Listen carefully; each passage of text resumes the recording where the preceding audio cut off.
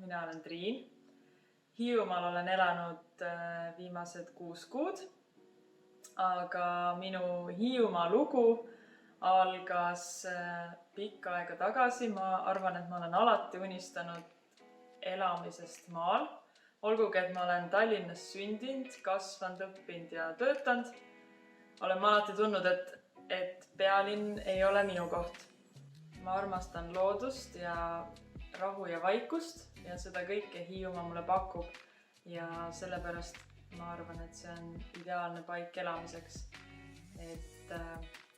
Kui sina tunned ka, et sa oled looduse inimene ja naudid inimtühjasid randu ja seda vaikust ja rahu enda ümber, siis Hiiumaa on just see koht, kuhu tulla.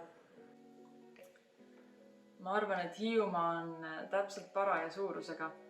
See on täpselt piisavalt suur, et siin jätkuks alati tegevust ja avastamist, kuid samas on see ka piisavalt väike, et säiliks sellise ühtse kogukonna tunne.